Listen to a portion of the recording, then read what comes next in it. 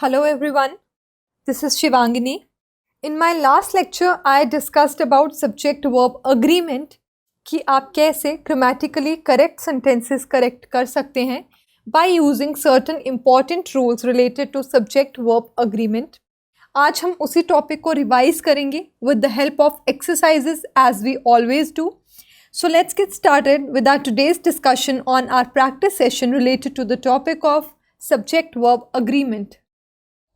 In order to help you revise, ये आपके सामने दो टेबल्स हैं जहां हमने वर्ब बी फॉर्म की बात की है. जो पहला टेबल है it is related to present tense और जो दूसरा वाला टेबल है it is related to past tense.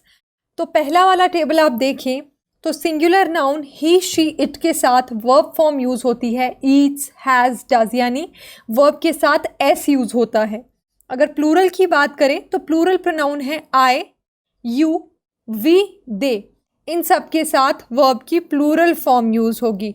देखिए आई चाहे सिंगुलर हो या प्लूरल हो, वो कभी कभी सिंगल को भी रेफ़र करता है और प्लूरल को भी रेफ़र करता है, तो वहाँ पर वर्ब भी प्लूरल होगा. और प्लूरल वर्ब में एस यूज़ नहीं होता, तो ईट्स की जगह ईट, हैज़ की जगह हैव और डज की जगह डू यूज़ होगा. ऑन द अदर हैंड अगर हम पास्ट टेंस की बात करें तो देखिए सिंगुलर ही शी इट के साथ यूज़ होगा वॉज और प्लूरल यू, वी, दे के साथ यूज़ होगा वर. यू के बारे में आपको बताना चाहूँगी, यू सिंगुलर भी होता है और प्लूरल भी होता है. इफ़ आई से वेयर वर यू, तुम कहाँ थे, तो वो यू सिंगुलर है. अगर मैं कहूँ वेयर वर यू पीपल, तुम लोग कहाँ थे, तो वहाँ यू प्लूरल होगा. तो यू के साथ हमेशा प्लूरल वर्ब फॉर्म यूज़ होगी, यानी वर यूज़ होगा. और अगर सिंगुलर है तो वॉज यूज़ होगा. This is past tense. और प्रेजेंट टेंस के बारे में ऑलरेडी आपको बता दिया गया है. इज़, एम, आर हम यूज़ करते हैं आई के साथ एम, ही शी इट के साथ इज़, यू, वी, दे के साथ आर. ये बी फॉर्म है वर्ब की, जिस पे हमने लास्ट टाइम भी डिस्कशन की थी. तो इन रूल्स को अच्छे से दिमाग में बिठा लीजिए. Just remember all these rules always. अब हम जो अपनी एक्सरसाइज करेंगे वहाँ आप देखेंगे कि कैसे हम इन रूल्स को इम्प्लीमेंट करते हैं while sentence construction and also while speaking grammatically correct English. So now I have the first exercise for you. You have to choose the correct verb form in each sentence. आपको यहाँ sentences दिए गए हैं और bracket में दो options दिए गए हैं. वर्ब की दो फॉर्म्स दी गई हैं, सिंगुलर एंड प्लूरल. आपको देखना है कि which is the appropriate answer, यानी आप सब्जेक्ट को देखेंगे और उसी हिसाब से वर्ब भी डिसाइड करेंगे. So I will read these sentences for you. उसके बाद आप अपनी वीडियो को पॉज कीजिए, सॉल्व करने की कोशिश कीजिए, अटेम्प्ट करने की कोशिश कीजिए. Then again start the video where I will be discussing the solutions to all these problems along with the rules. So number 1 is I like or likes to study for an hour before I dash go or goes to bed at night. You smell or smells great. What perfume is या फिर are you wearing? This apple looks fresh, but those mangoes, you have two options, don't or doesn't. Paul and his brother run or runs a successful photography business together. There is or are 7 continents in the world. So आप video pause कीजिए, ज़रा rules को brush up कीजिए and try to solve all this and then I will bring the solutions to you. तो आपको पता चल जाएगा कि आपने कितना सीखा या आप कहाँ लैक कर रहे हैं और कौन सी चीज़ों में आप मिस्टेक्स कर रहे हैं which need to be corrected. So the very first sentence, I like to study for an hour before I go to bed at night. यहाँ like क्यों आया, likes क्यों नहीं आया? क्योंकि आप अगर सबसे ऊपर देखेंगे तो जो पहला रूल था I के साथ वर्ब की एस फॉर्म नहीं यूज़ की जाती, इसलिए I like to study for an hour before I go to bed. यहाँ भी goes नहीं आएगा, go आएगा. सो जिन पे ब्लैक लाइन मार्क की है those are wrong options और जहाँ लाइन मार्क नहीं है that is the correct option. तो पहली ब्लैंक का करेक्ट ऑप्शन है I like to study for an hour before I go to bed at night.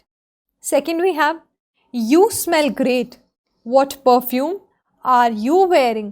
अब यहाँ पे कौन सा रूल यूज़ हुआ, देखिए यहाँ पे हमने दो रूल्स यूज़ किए। जो पहला पार्ट था यू स्मेल ग्रेट, यहाँ बेसिक फॉर्म जो पहला मैंने आपको रूल बताया था कि यू के साथ भी वर्ब की एस फॉर्म नहीं यूज़ होती, so you smell great. What perfume are you wearing, यहाँ बी फॉर्म वाले जो आपको वर्ब्स बताए थे कि यू के साथ आप आर यूज़ करेंगे, यू दे इट, इनके साथ आप आर यूज़ करेंगे। Next, this apple looks fresh but those mangoes don't. Apple subject है, सिंगुलर है, इसीलिए वर्ब भी सिंगुलर होगा लुक्स, और बताया था आपको सबसे पहले कि सिंगुलर वर्ब में आप एस यूज़ करते हैं, therefore this apple looks fresh but those mangoes, but mangoes plural है इसलिए वर्ब भी प्लूरल, और प्लूरल वर्ब में नेगेटिव में आप डोंट यूज़ करते हैं, देयरफॉर दीज मैंगोज डोंट। क्योंकि आपको मैंने बताया था जब प्लूरल सब्जेक्ट होता है, जैसे यहाँ मैंगोज है तो यहाँ एस ऑलरेडी यूज़ कर चुके हैं, इसीलिए आप हेल्पिंग वर्ब में एस यूज़ नहीं करेंगे, इसीलिए आप डोंट यूज़ करेंगे rather than using doesn't. Next we have Paul and his brother run a successful photography business together. Simple basic rule, plural subject है, पॉल एंड हिज ब्रदर, दो लोग हैं इसीलिए वर्ब भी प्लूरल होगा, so run. There are 7 continents in the world. यहाँ पर भी बेसिक रूल का इस्तेमाल किया गया है। वाई? बिकॉज 7 कॉन्टिनेंट्स हैं, प्लूरल है इसलिए हमने आर का यूज़ किया। There are 7 continents in the world. तो कंफ्यूज मत होइएगा, ब्लैक मार्क वाले जो हैं दे आर रॉन्ग आंसर्स, और जहाँ कुछ मार्क नहीं किया दे आर करेक्ट आंसर्स। और मैंने आपके लिए ईजी करने के लिए देखिए लास्ट में आपको दिखा भी दिया है which is the correct answer. So first में लाइक, आर, डोंट, यहाँ पर रन, एंड लास्ट में वी हैव आर। तो चलिए आगे चलते हैं। नाउ द नेक्स्ट सेंटेंसेस, ये एक क्वेश्चन आंसर फॉर्म में मैंने सेंटेंस लाया है।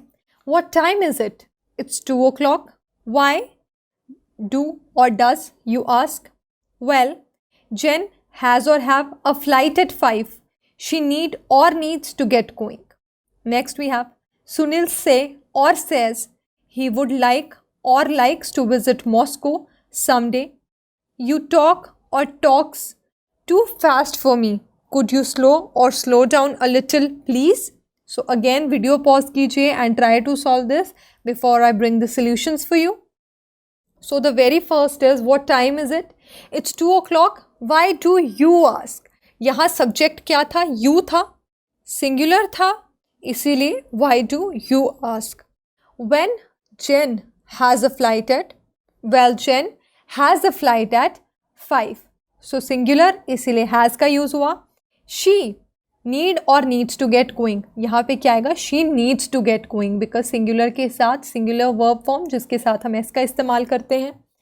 Next we have Sunil say और says, दो ऑप्शन थे तो Sunil says, basic rule, he would like to visit Moscow someday. You talk और talks too fast for me, तो यहाँ करेक्ट ऑप्शन क्या आएगा? You talk too fast for me, क्योंकि मैंने आपको बताया था you के साथ वर्ब की एस फॉर्म नहीं यूज़ करते, इसलिए you talk for me. You talk too fast for me. Could you slow down please? Next में भी वही रूल यूज़ हुआ कि you के साथ आप वर्ब की एस फॉर्म यूज़ नहीं करेंगे। तो दो ही रूल्स हैं, उन्हीं को आपको फॉलो करना है, and you can form grammatically correct sentences without any interruption.